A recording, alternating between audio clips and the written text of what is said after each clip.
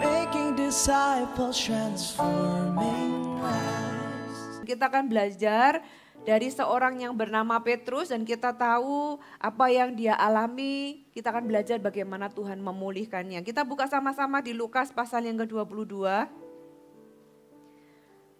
Lukas pasal yang ke-22 ayat yang ke-31 sampai ayat yang ke-34. Ini adalah waktu di mana mereka makan bersama-sama dengan Tuhan, gitu ya. Dan Tuhan itu memberitahu apa yang akan terjadi. Dan Tuhan berkata, "Simon, Simon, lihat iblis telah menuntut untuk menampi kamu seperti gandum. Tetapi aku telah berdoa untuk engkau supaya imanmu jangan gugur. Dan engkau, jikalau engkau sudah insyaf, kuatkanlah saudara-saudaramu." Jawab Petrus, "Tuhan, aku bersedia masuk penjara dan mati bersama-sama dengan engkau." Tetapi Yesus berkata, "Aku berkata kepadamu Petrus, hari ini ayam tidak akan berkokok sebelum engkau 3 kali menyangkal bahwa engkau mengenal aku." Ini adalah cerita sebelum semuanya terjadi, sebelum Yesus ditangkap, bahkan sebelum Yesus ke Getsemani gitu ya. Tuhan itu sudah tahu siapa Petrus.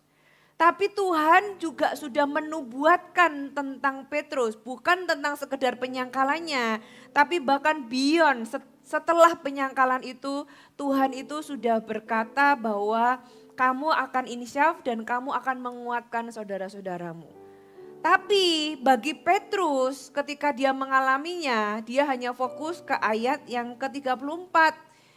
Tuhan berkata kan, hari ini ayam tidak akan berkokok sebelum kamu menyangkal aku 3 kali. Menyangkal bahwa Petrus mengenal Tuhan. Saudara, siapa Petrus? Petrus ini punya nama asli Simon. Simon yang artinya buluh yang mudah digoyangkan, yang rapuh, yang enggak kuat gitu ya. Dia adalah anak dari seorang nelayan di Betsaida dan tumbuh juga sebagai nelayan mengikuti jejak orang tuanya. Yesus pertama kali menjumpai dia di Danau Galilea. Danau Galilea, Danau Tiberias, itu adalah danau yang sama. Cuma kalau danau itu kan gini ya, muter ya saudara ya. Jadi Danau Tiberias ya karena dekat kota Tiberias. Danau Galilea karena dia dari Galilea. Tapi sebenarnya itu danau yang sama sebenarnya.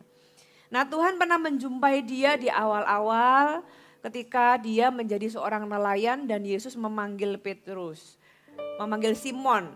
Petrus juga dinamai Kefas, itu bahasa Aram, dan Petrus bahasa Yunani yang artinya batu. Batu itu menggambarkan tentang Tuhan mengubah dia dari orang yang mudah goyah, yang rapuh menjadi orang yang kuat.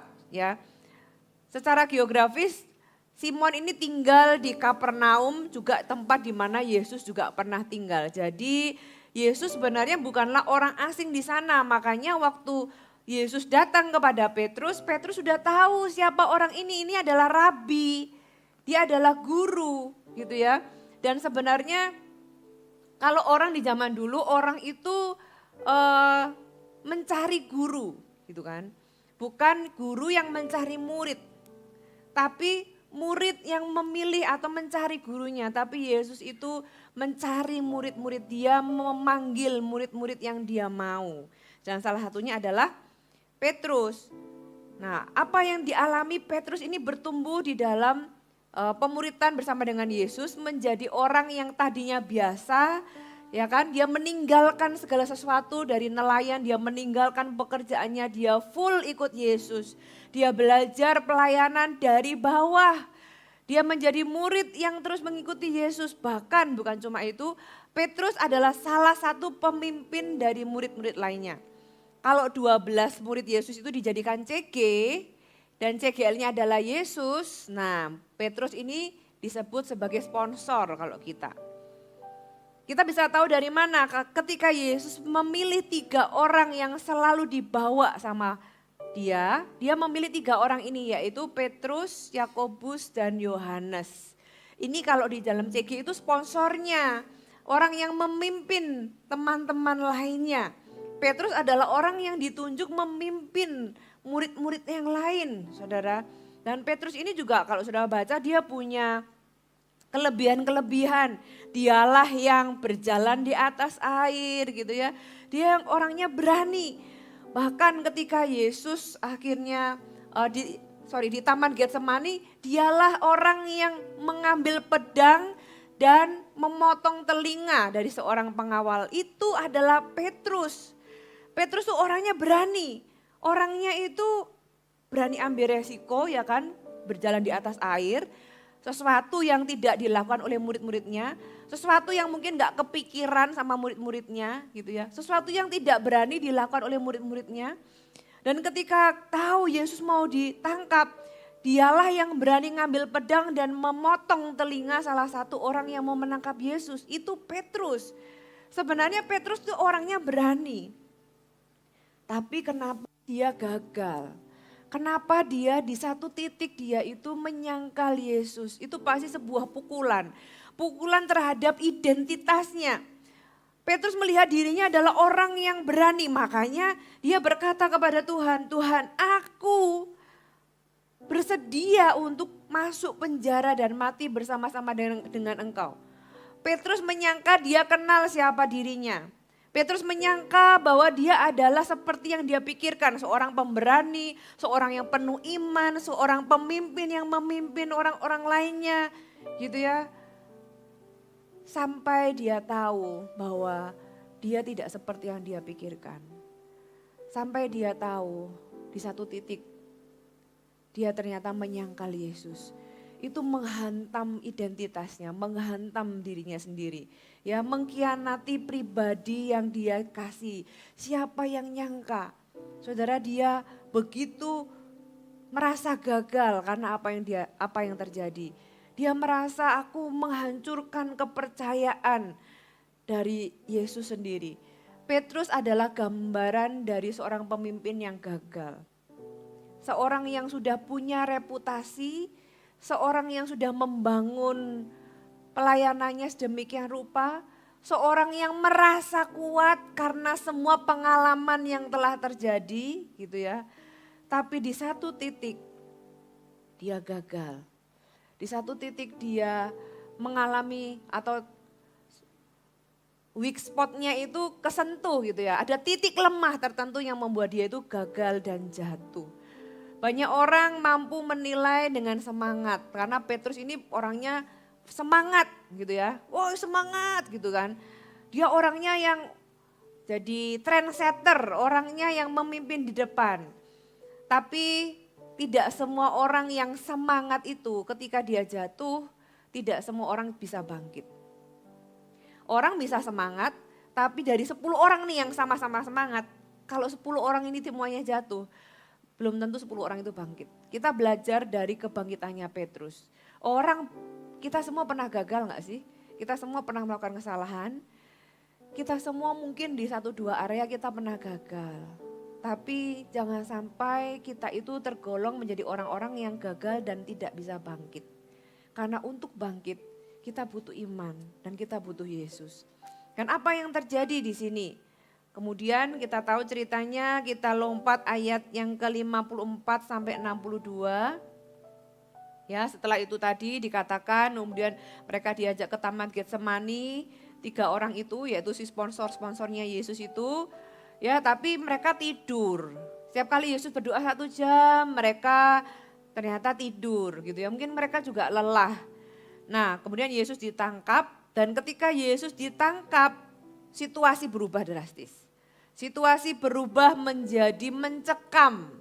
Situasi berubah menjadi sangat menakutkan. Ayat 54. Lalu Yesus ditangkap dan dibawa dari tempat itu. Ia digiring ke rumah imam besar dan Petrus mengikutinya dari jauh.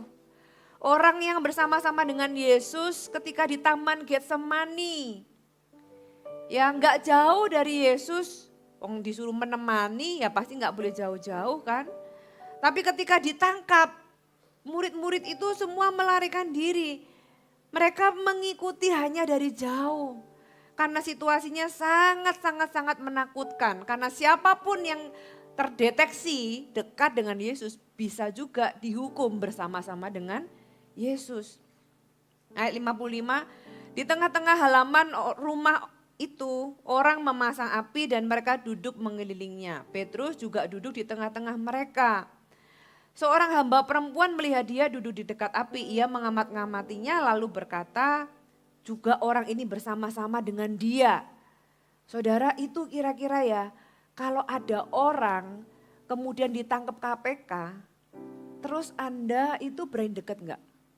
Tiba-tiba ini orang nih mau dipenjara karena dituduh, belum terbukti ya, baru dituduh korupsi, dituduh bunuh orang gitu ya. Nah, Anda berani dekat apa enggak? Karena kalau Anda dekat, Anda juga bisa keseret. Loh, jangan-jangan uangnya ikut ke dia nih. Dan kalau ketahuan bisa ikut terciduk. Kira-kira demikian, Saudara ya. Tapi ini konteksnya dalam level yang lebih ngeri lagi. Jadi ketika dikatakan orang ini nih sama-sama dengan dia, itu kira-kira kalau kita tiba-tiba dituduh sama ini tuh orang dekatnya koruptor itu tuh gitu. Nah, saudara gimana meresponinya? Saudara bisa langsung enggak kenal gitu ya. Atau oh ya itu dia teman baikku dengan semua resikonya. Enggak gampang. Dengan kondisi yang tadi saya ilustrasikan aja enggak mudah apalagi pada waktu itu. Ayat 57, tetapi Petrus menyangkal katanya, bukan aku gak kenal dia. Tidak beberapa lama kemudian seorang lain melihat dia lalu berkata, engkau juga salah satu, engkau juga seorang dari mereka. Tetapi Petrus berkata, bukan aku tidak. Dan kira-kira sejam kemudian, jadi itu waktunya gak lama saudara ya. Kira-kira sejam kemudian seorang lain berkata dengan tegas, sungguh orang ini juga bersama-sama dengan dia sebab ia juga orang Galilea. Tapi saudara bisa bayangkan 1 jam itu pasti 1 jam yang sangat menakutkan. Karena setelah 1 jam kemudian Petrus dituduh lagi. Tetapi Petrus berkata ayat 60, bukan aku tidak tahu apa yang engkau katakan. Seketika itu juga sementara ia berkata, berkokoklah ayam. Berapa kali ayam berkokok saudara? Ya terserah ayamnya gitu ya. Yang pasti Petrusnya menyangkal 3 kali gitu kan. Jadi saudara selama 1 jam ini sebenarnya Petrus bisa nggak dia ingat, loh aku kok sudah menyangkal. Ketakutan seseorang itu bisa membuat kita hilang nalar gitu ya. Ketakutan bisa membuat kita tidak berpikir dengan jernih. Ketakutan bisa membuat kita mengambil keputusan yang salah. Karena kondisinya sangat mencekam. Sejam kemudian dia ditanya lagi dengan jawaban yang sama. Dia tetap menyangkal Tuhan. Baru setelah itu berkokoklah ayam ketika Petrus menyangkal ketiga kali. Lalu berpalinglah Tuhan memandang Petrus. Jadi kalau sudah baca di perikop yang lain. Sebenarnya Yesus itu kan enggak terlalu, dia mengikutinya dari jauh gitu ya. Saya percaya Yesus tahu, dari awal Yesus sudah kasih tahu bakalan menyangkal 3 kali. Nah setelah menyangkal 3 kali, banyak cerita itu menjelaskan Yesusnya itu lagi digiring. Dan ketika digiring dia itu memandang Petrus. Petrus barusan ngomong, baru selesai tutup mulut. Aku gak kenal dia, tutup mulut terus langsung dia lihat Yesus, Yesus lihat dia. Saudara itu hatinya Petrus langsung hancur. Lalu berpalinglah Tuhan memandang Petrus. Lalu teringatlah Petrus bahwa Tuhan telah berkata kepadanya sebelum ayam berkokok pada hari ini kau telah 3 kali menyangkal aku. Lalu ia pergi keluar dan menangis dengan sedihnya. Petrus merasa gagal. Petrus merasa dia adalah seorang pengkhianat. Dia merasa bahwa mana ini Petrus yang selama ini berani. Mana Petrus yang omong besar yang katanya bersedia mati bahkan masuk penjara bersama dengan Yesus. Dia merasa terpukul dengan dirinya sendiri dengan apa yang dia lakukan.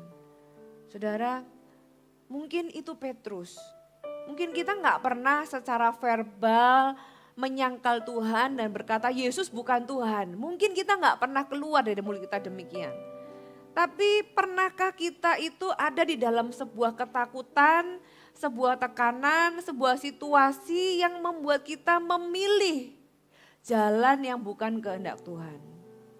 Memilih jalan yang salah atau ada keputusan-keputusan yang kita ambil karena kita lebih takut manusia daripada takut Tuhan. Sebenarnya mirip akarnya, hanya manifestasinya yang berbeda. Ekspresinya aja yang berbeda. Pada waktu itu Petrus ada di dalam tekanan. Yang dia lakukan adalah dia menyangkal lewat kata-kata. Di dalam kehidupan kita, kita bisa tanpa sadar menyangkal Tuhan lewat keputusan-keputusan kita. Ketika kita harus mengambil keputusan yang sulit dan kita memilih mengambil keputusan yang karena takut sama manusia, tapi kita tahu itu bertentangan dengan kehendak Tuhan. Ini sebenarnya sama kayak Petrus. Saudara, apakah engkau akan terus meneruskan atau engkau sampai satu titik tahu bahwa ini sudah salah? Saudara, Yesus menatap Petrus dengan kasih, bukan dengan penghukuman, bukan dengan penghakiman. Yesus menatap Petrus melihat bahwa kamu tidak sekuat yang kamu kira. Gitu ya. Petrus menangis terseduh-seduh. Peristiwa ini terjadi di depan, dikatakan di rumah Imam Besar Kayafas di Yerusalem. Itu tempat di mana Petrus duduk di situ dan menyangkal Yesus 3 kali. Dan Imam Besar Kayafas ini adalah orang yang dikenal kejam, bersekongkol dan memang sangat menakutkan. Jadi kira-kira kenapa Petrus itu sampai menyangkal Yesus? Karena kekhawatiran atau ancamannya itu sampai hampir mati. Jadi kira-kira itu karena kalau dia nggak menyangkal Yesus, ya dia itu akan dibunuh. Jadi ancamannya itu sebenarnya ancaman mati. Itu yang membuat seseorang seperti Petrus, dia menyangkal Yesus. Di dalam kehidupan kita ancaman seperti apa, situasi seperti apa, tekanan seperti apa yang bisa membuat kita itu memilih yang bukan Tuhan daripada Tuhan. Saudara, tanyakan ke dalam kehidupanmu, apa yang bisa membuat Anda jatuh atau gagal? Beberapa orang mungkin itu hubungan, mungkin itu pasangan hidup, mungkin itu pekerjaan, keuangan gitu ya. Atau keputusan-keputusan sulit lain di dalam kehidupan ini. Keputusan kita bisa menyangkal Tuhan, saudara. Kenapa? Karena kita memilih di dalam ketakutan, ya. Kita memilih sesuatu yang salah. Ikut Tuhan itu enggak cuma butuh semangat, saudara. Kita bisa semangat, loncat-loncat gitu ya. Antusias ketika memuji Tuhan. Tapi real deal-nya itu di dalam kehidupan kita sehari-hari. Ketika kita harus mengambil keputusan sulit, ketika kita harus bergumul dengan kedagingan kita, ketika kita harus bergumul dengan ego kita, ketika kita harus memilih sesuatu yang kita belum mengerti untuk taat, daripada sesuatu yang kita sudah paham, tapi kita tahu itu bukan kehendak Tuhan. Saudara, itu real deal di dalam kehidupan kita. Apa yang membuat Anda memilih atau sampai di titik Anda punya pilihan untuk melakukan hal yang salah. Beberapa hari yang lalu kami para hamba-hamba Tuhan itu ada yang namanya kelas DX gitu ya. Kelas DX itu adalah kelas yang untuk memperlengkapi para pemimpin seperti gembala-gembala lokal yang baru atau TL-TL atau calon-calon PIC gereja lokal yang baru gitu ya. Dan di dalamnya ada banyak materi, salah satunya yang saya ajarkan adalah tentang manajemen keuangan gereja lokal. Nah, dan setelah itu ada momen Q&A. Singkat cerita, salah satu pertanyaan dari Q&A tersebut baru beberapa hari yang lalu, kalau nggak salah hari Rabu atau Kamis gitu ya. Pertanyaannya adalah gini, kalau seorang pendeta atau seorang gembala itu adalah seorang full timer dan istrinya itu bukan full timer gitu. Dan istrinya itu punya bisnis, tapi bisnisnya itu lagi sepi, bisnisnya itu turun omset. Bisnisnya itu sedang jatuh lah gitu dan mereka itu butuh atau kurang secara finansial atau maksudnya ya mengalami penurunan secara finansial. Pertanyaan pertama, boleh enggak suaminya membantu istrinya? Suaminya tetap jadi pendeta, tetap jadi hamba Tuhan full timer dan tidak mengurangi jam kerja.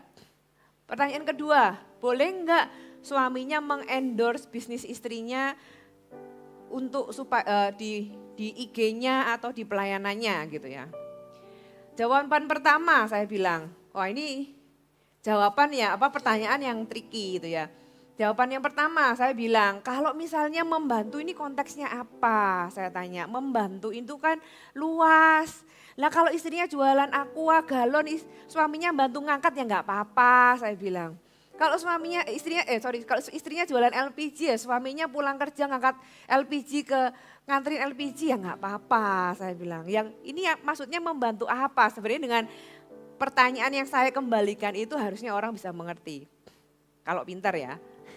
Nah, yang kedua, dia tanya boleh nggak endorse? Saya jawab itu ya pertanyaan, saya bilang jawabannya kan sudah tahu gitu, ngapain tanya lagi ya, jawabannya absolutely no. Karena seorang hamba Tuhan itu kamu diikuti karena tanggung jawab dan posisimu. Anda yang follow IG saya kan Anda mengikuti saya karena saya seorang hamba Tuhan. Bukan karena saya ngepost brand tertentu kan gitu kan, karena saya mewakili brand tertentu, enggak. Saudara, saya bilang kok sampai ditanyakan gitu, maksudnya tuh pertanyaannya lebih ke kenapa itu sampai ditanyakan, setertekan itukah sampai ada pilihan untuk melakukan hal-hal yang kamu sudah tahu bahwa itu enggak boleh.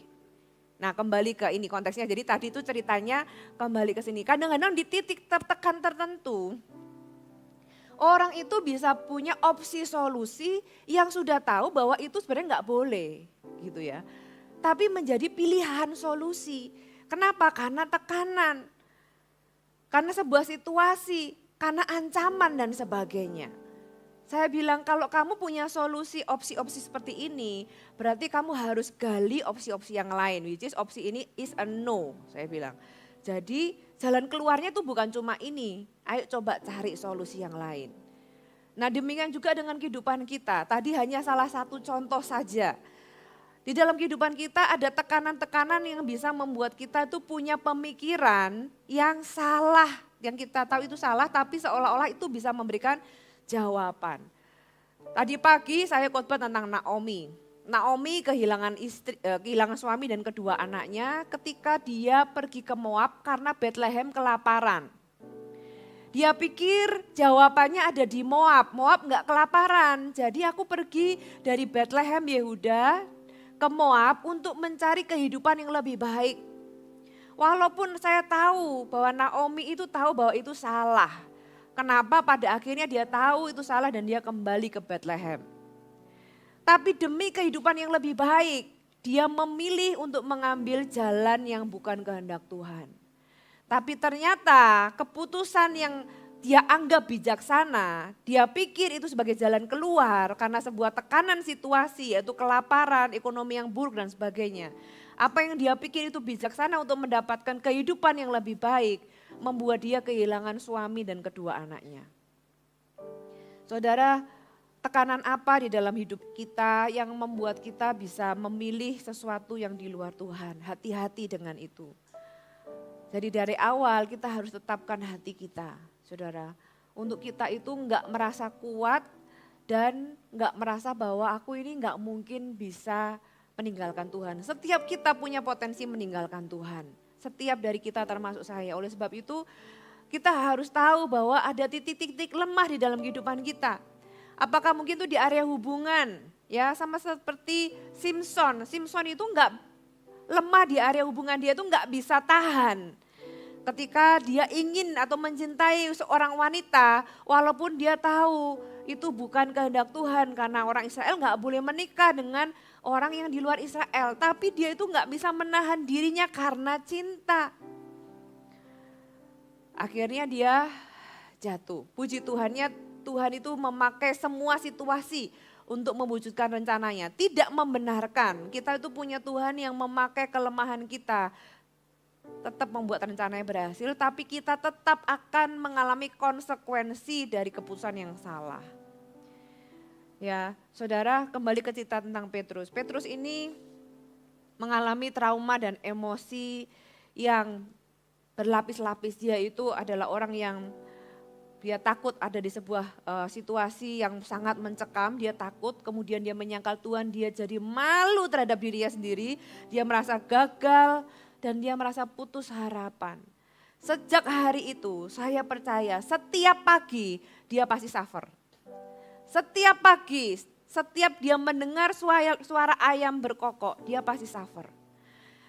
Hatinya akan menderita dan menangis setiap pagi karena ayam berkokok itu hanya mengingatkan tentang kegagalannya dia. Mungkinkah ada di tempat ini orang-orang yang engkau pernah melakukan sebuah kesalahan yang begitu rupa, yang membuat Anda selalu merasa buruk tentang diri Anda sendiri. Setiap kali Anda mengingat sesuatu atau melihat sesuatu yang mengingatkan Anda tentang kegagalan Anda rasanya ingin memukul diri. Ada orang-orang yang demikian. Mungkin di masa lalu ada wanita yang pernah melakukan aborsi. Jadi ketika dia melihat seorang anak, dia selalu ingat tentang apa yang dia lakukan dan dia selalu lagi jatuh ke dalam rasa bersalah lagi dan lagi.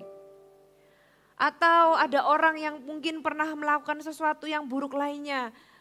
Mungkin sebuah tempat di mana Anda pernah melakukannya, ketika Anda ke tempat itu lagi Anda teringat situasi itu. Atau trigger-trigger tertentu yang membuat Anda bisa ingat dan kemudian Anda jatuh lagi di dalam rasa bersalah. Petrus demikian, setiap hari dia terganggu, setiap kali dia dengar ayam berkokok. Dia ingat betapa gagalnya dia, betapa buruknya dia. Dan dia malu secara publik, belum lagi penghakiman di dalam batin. Kamu ini buruk, kamu gak layak, kamu ini murid macam apa? Gitu ya, masa setelah 3 tahun ikut Yesus ujung-ujungnya kamu menyangkal dia. Saya gak bisa membayangkan betapa tuduhan yang Petrus harus tanggung sepanjang hari di dalam hatinya. Kamu gak layak lagi melayani Tuhan. Saudara, Tuhan gak mau Anda terus tinggal di sana. Tuhan mau Anda keluar. Petrus memilih akhirnya kembali lagi menjadi nelayan. Dan tahukah saudara, Yesus pertama kali muncul setelah dia bangkit, dia tidak muncul di bait suci. Yesus ketika dia bangkit dari antara orang mati, pertama kali dia menampakkan diri di pantai. Dia menampakkan diri di pantai. Dia kembali merangkul Petrus dan murid-murid yang lainnya, saudara. Itulah Tuhan kita. Tuhan menjumpaimu di tempat kegagalanmu. Tuhan gak mau engkau tinggal di sana. Dia mau engkau keluar dari penjara rasa bersalahmu. Tuhan mau engkau bangkit dari kegagalanmu dan Tuhan menghampirimu. Tuhan datang ke sana, mungkin juga lewat khotbah ini Tuhan menghampirimu.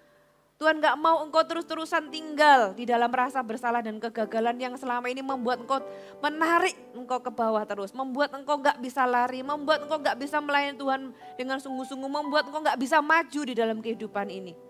Tuhan menghampiri Petrus ketika Petrus ada di pantai. Kita buka ayatnya di Yohanes pasal yang ke-21. Yohanes pasal yang ke-21 ayat yang pertama.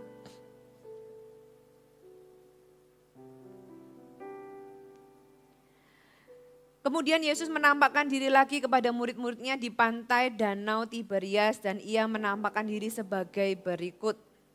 Di pantai itu berkumpul Simon Petrus, Thomas yang disebut Didimus, Nathanael dari Kana yang di Galilea, anak-anak Zebedeus dan 2 orang muridnya yang lain.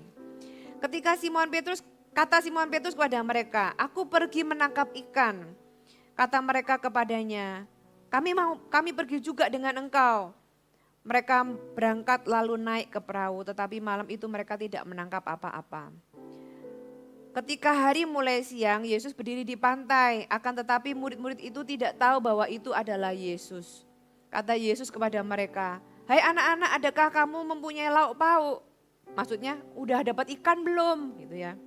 Jawab mereka, "Tidak ada."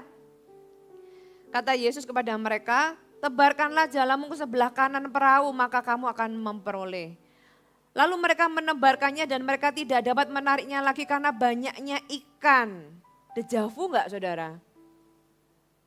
Bukankah dulu waktu Yesus memanggil Petrus juga demikian? kayak terulang kembali, kayak scene yang diulang lagi. Deja vu, seharian semalaman mereka menangkap ikan dan tidak mendapat apa-apa. Tiba-tiba Yesus datang gitu ya, Yesus bilang tebarkan jalamu ke sebelah kanan. Dulu juga 3 tahun yang lalu juga terjadi demikian. Petrus taat dan kemudian ikan yang banyak itu enggak cukup sampai dia harus memanggil perahu-perahu teman-temannya. Demikian juga hari ini. Tiba-tiba itu terjadi lagi, maka ayat yang ke-7, maka murid yang dikasihi Yesus itu berkata kepada Petrus, itu Tuhan. Seolah-olah langsung ingat kejadian itu. Enggak mungkin ada orang lain yang bisa lakukan seperti ini kalau bukan Tuhan. Gitu ya, langsung sadar. Karena Yohanes juga dulu ada bersama-sama dengan Petrus di Danau Galilea waktu Yesus memanggil mereka. Kan waktu itu ada Petrus, Yohanes, Andreas, Yakobus itu bersama-sama orang 4 itu. Kemudian ketika Petrus mendengar bahwa itu adalah Tuhan, maka ia mengenakan pakaiannya sebab ia tidak berpakaian lalu terjun ke dalam danau. Still the same Petrus sih. Dia kali ini tidak minta berjalan di atas air. Dia berenang tapi dia tetap Petrus yang sama. Ya, Petrus dipulihkan. Bukan cuma identitasnya, tapi juga panggilannya. Mengingatkan Petrus bahwa waktu kamu dulu pertama dipanggil, aku memanggilmu juga ketika kamu berusaha dengan kekuatan sendiri dan kamu gak mendapatkan apa-apa. Sekali lagi, Yesus mengulangi itu, membuat Petrus sadar bahwa di luar Tuhan dia gak bisa lakukan apa-apa. Panggilannya dipulihkan. Dan gak cuma panggilannya dipulihkan. Ayat yang ke-15, setelah itu mereka makan bersama. Yesus minta ikan bukan karena Yesus gak ada ikan. Waktu mereka datang Yesus sudah bakar ikan. Sesudah sarapan Yesus berkata kepada Simon Petrus, Simon anak Yohanes, apakah engkau mengasihi aku lebih dari mereka ini? Jawab Petrus kepadanya, benar Tuhan, engkau tahu bahwa aku mengasihi engkau. Kata Yesus kepadanya, gembalakanlah domba-dombaku. Saudara, pertanyaan ini sebenarnya pertanyaan untuk mengobati kegagalan Petrus. Ketika Petrus itu menyangkal Yesus, sebenarnya dia sedang berkata, aku lebih mengasihi nyawaku daripada Yesus. Pertanyaan ini ditanyakan Yesus kepada Simon. Simon anak Yohanes, apakah engkau mengasihi aku lebih daripada mereka ini? Mereka itu bukan dibandingkan dengan murid lainnya, bukan. Mereka itu anything in your life. Apakah engkau mengasihi aku lebih dari hidupmu sendiri? Kira-kira demikian. Jadi bukan tentang mereka itu teman-teman murid yang lain, bukan.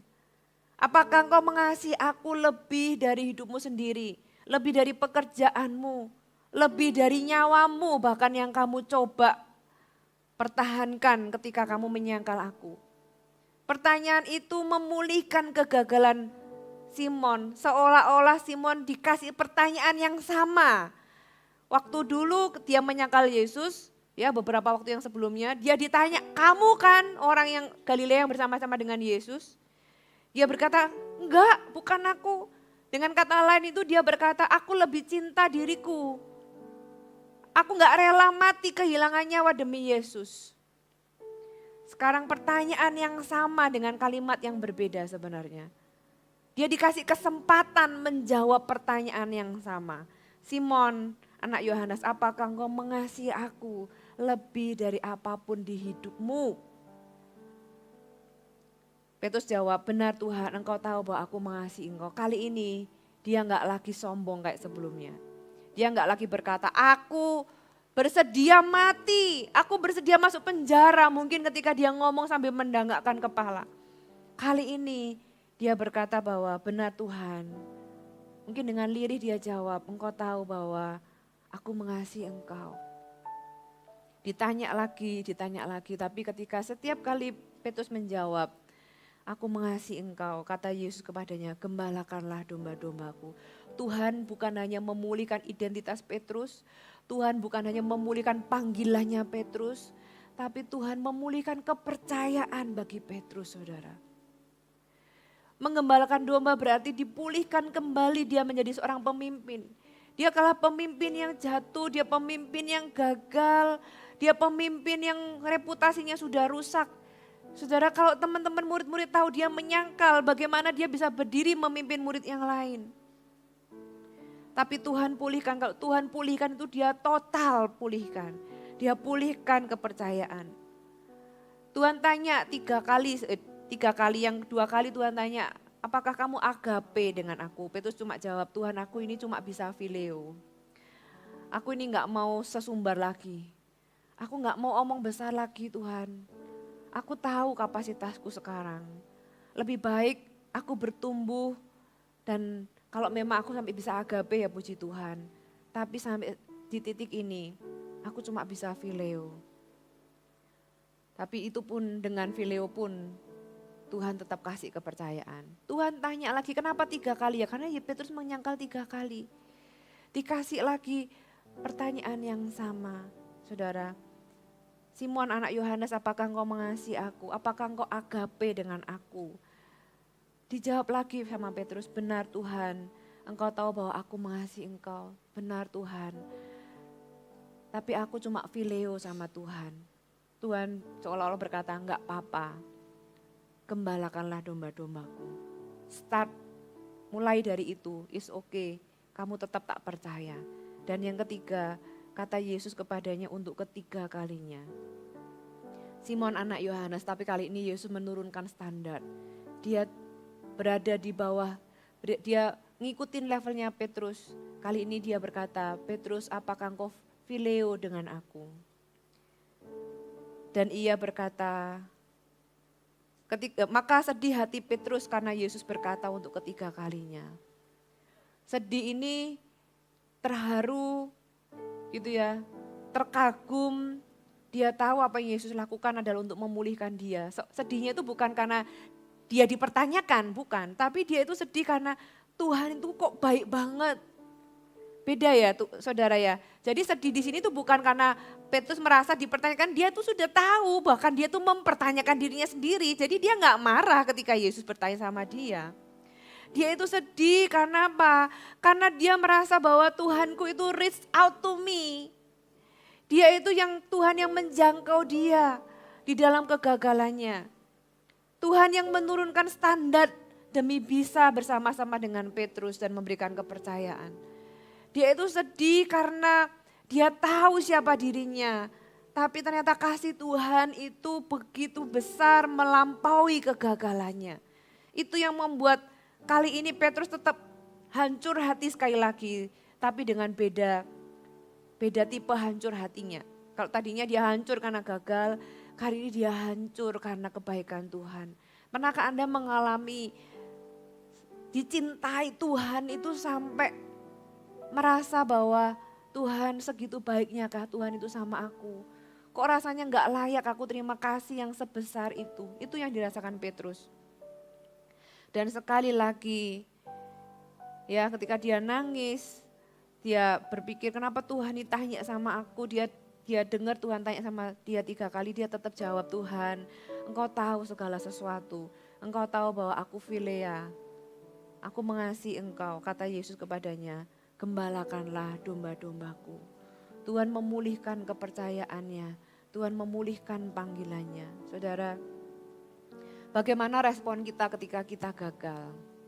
Maukah Anda dipulihkan Tuhan ketika Tuhan menjangkau hidupmu kembali? Saudara, adakah orang-orang di tempat ini yang engkau masih bergumul dengan rasa bersalah? Dihantui terus setiap hari rasanya ada sesuatu yang mengejar Anda walaupun gak kelihatan. Anda dihantui dengan rasa bersalah. Anda belum pernah mengampuni diri Anda sendiri. Rasa bersalah itu kayak sebuah hutang yang Anda harus bayar. Gitu ya. Itu membuat Anda gak bisa bangkit. Membuat Anda merasa gak layak. Ya. Dan bagaimana Anda memandang Tuhan di dalam situasimu? Apa kau memandang Tuhan sebagai hakim yang jahat? Gitu ya, yang mengetok palu dan berkata bahwa engkau tidak bisa lagi hidup normal. Engkau tidak bisa lagi engkau harus menanggung semua konsekuensi dan masuk penjara? Ataukah engkau melihat Yesus Tuhan kita sebagai Bapa yang merangkul ketika anaknya yang hilang itu kembali. Bahkan bapaknya itu berlari mendapati anaknya. Ya anaknya datang itu sudah dengan sungkan. Aku adalah anak yang gagal. Aku anak yang gak tahu diri. Ya aku sudah gagal jadi anak. Memfoya-foyakan uang. Yang gak membuat ayahku bangga. Udah foya-foya bangkrut jadi penjaga babi, gak boleh lagi makanan-makanan babi. Saudara, tapi dia ingat bahwa ayahku itu pasti akan menerima aku. Kalaupun aku gak diterima jadi anaknya, dia pasti terima aku jadi pegawainya. Anak ini bisa punya pilihan untuk tidak kembali, tapi dia memilih kembali. Kenapa? Karena dia tahu ayahnya seperti apa. Gambaran Allah seperti apa yang ada di dalam kehidupan Anda. Kalau Anda melihat Allah sebagai hakim yang kejam, Anda akan selamanya tinggal di dalam penjara rasa bersalah. Anda gak akan pernah bisa bangkit. Tapi puji Tuhan, Tuhan kita bukanlah hakim yang kejam. Tuhan kita adalah Bapa yang baik. Sejelek-jeleknya anaknya, sejatuh-jatuhnya anaknya, segagal-gagalnya anaknya. Kalau kita kembali kepada Tuhan dengan penuh keberanian, ya dengan iman menyadari kesalahannya gitu ya. Menyadari kondisinya, anak yang bungsu itu ketika titik baliknya adalah ketika dia menyadari kondisinya.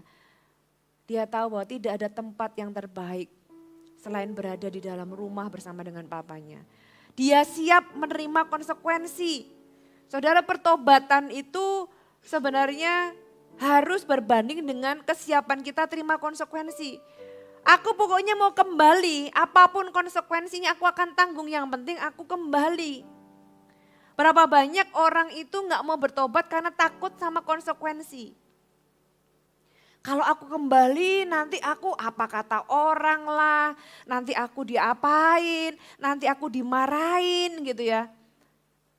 Saya bilang sama anak-anak saya, kalau kamu sesal apapun, datang sama papa mama. Papa mama itu pasti akan terima. Mungkin kamu dimarahin tapi lebih baik kamu dimarahin tapi kamu kembali daripada kamu terhilang. Saudara, tapi Allah kita itu lebih baik dari kita orang tua di bumi. Tuhan menerima kita di dalam kegagalan kita. Jadi pertobatanmu juga harus berbanding lurus dengan keberanian kita menerima konsekuensi. Anak itu ketika dia kembali kepada Bapa, dia pikirkan semua konsekuensinya. Kalau aku gak diterima, kalau aku begini, kalau aku begitu. Tapi dengan semua konsekuensi yang dia siap dan mau tanggung, dia memilih untuk kembali. Itulah pertobatan. Dan disitulah kita akan kenal siapa Bapak kita. Bapak kita bukanlah hakim yang kejam, tapi Bapak yang berlari menjumpai anaknya. Dia yang reach out to us, dia yang menghampiri kita dan mengangkat kita dari kegagalan kita. Dan kita tahu cerita Petrus dipulihkan, Petrus diberi kepercayaan, dia dipulihkan identitasnya, panggilannya, kepercayaannya. Dan bahkan ketika Yesus naik ke surga, Petrus lah yang pertama-tama berdiri, bangkit berkhotbah 3.000 orang diselamatkan.